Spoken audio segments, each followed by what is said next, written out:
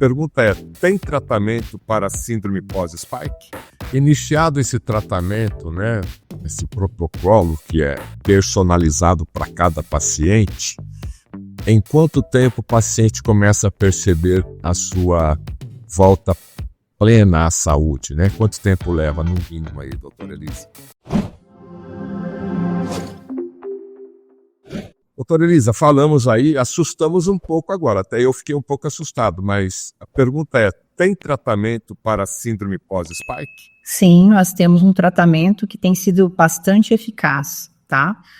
E ele é baseado em medicamentos tanto para a gente tentar inibir a replicação do vírus ou da proteína spike, né? A gente inibir a proteína spike, que é baseada na utilização de alguns medicamentos, né? Fármacos mesmo, reposicionados, que a gente chama, né? Eu não sei se a gente pode citar aqui, mas são medicamentos. Citar, ela vai citar aqui os nomes, meus amigos, mas eu sempre falo isso para evitar qualquer problema. Procure o seu médico de confiança, procure uma segunda, uma terceira opinião, e aqui são informações genéricas, tá? Isso aqui não é uma receita de maneira alguma, é só para você ter noção que existe sim um caminho, e o caminho seu, quem vai te posicionar, te receitar certinho, é o seu médico de confiança. Certo.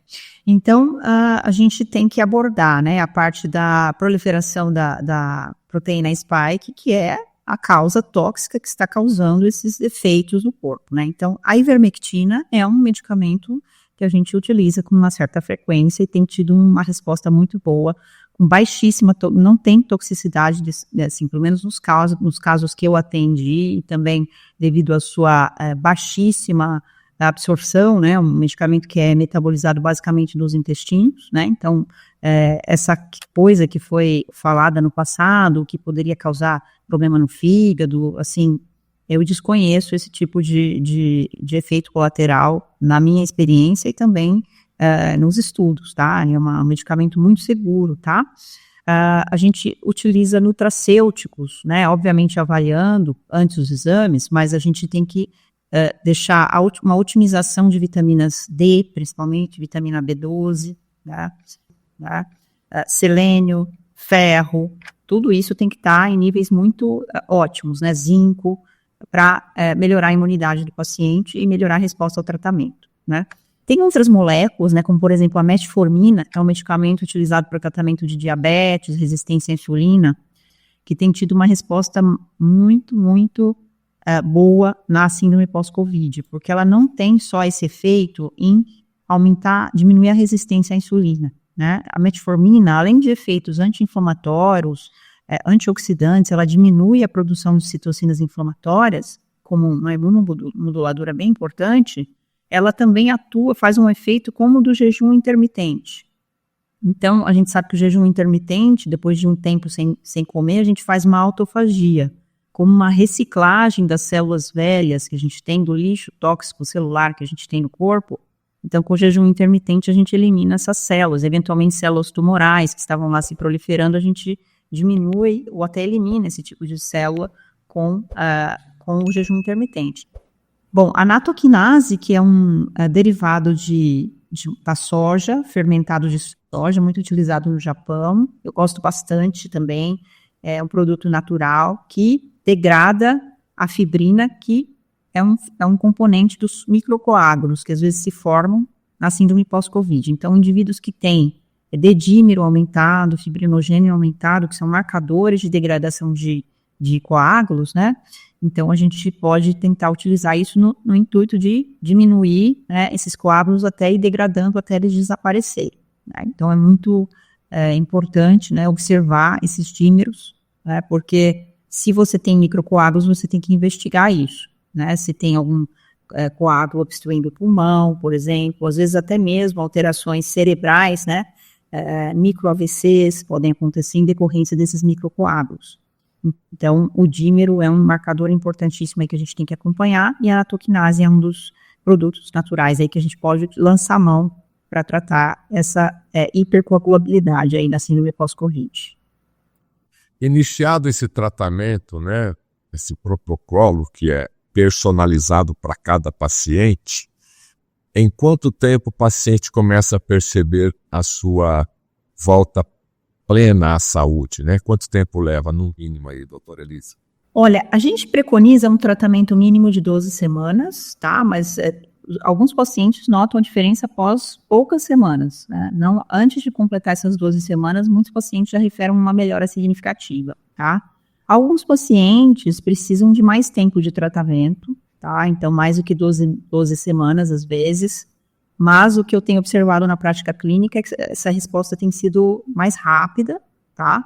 E nem todos os pacientes respondem aos mesmos medicamentos, então a gente tem que ir adaptando e modificando aí a receita conforme os pacientes. Tem pacientes que respondem bem a naltrexone de baixa dose, que é um opioide, né, um análogo de um opioide muito interessante também, pacientes que têm dor crônica, principalmente, eu também gosto bastante disso. Tem pacientes que respondem bem a canabinoides, por exemplo, já tem alguns estudos sendo feitos com relação à síndrome pós-Covid e canabinoides também.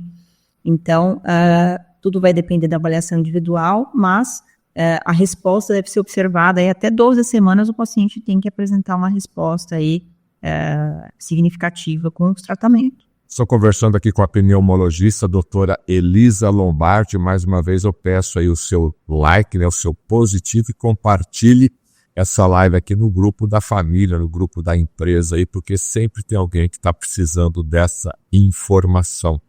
E também vai aqui no link aqui da doutora Elisa Lombardi no Instagram, vai lá e começa a seguir o Instagram da doutora Elisa Lombardi, e lá também ela sempre está publicando conteúdos atualizados. Aqui no canal do Fernando Betete, essa live aqui é desse momento, e lá ela continua publicando todos os dias.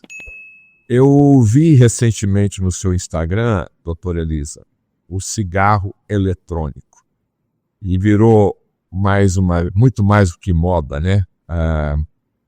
As pessoas novas, as pessoas mais jovens, né? Pela facilidade que é.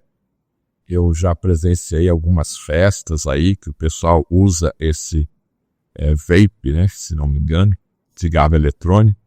E a gente não sente aquele cheiro do cigarro propriamente dito, né? Isso acaba sendo um facilitador.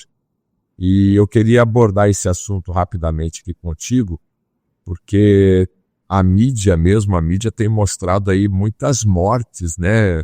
Nas redes sociais, aí pessoas entubadas, pessoas em UTI, às vezes com cerca de 6 meses, 1 mês de uso, pessoas que já faleceram através do uso desse vape aí. O que nós podemos alertar a nossa audiência? Obrigado por ter assistido esse corte. Agora, a entrevista completa é imperdível. Clique aqui e assista a entrevista completa. Experimente os benefícios da creatina para a sua saúde. Aproveite a promoção adquirindo hoje mesmo no site da Nutrigenes.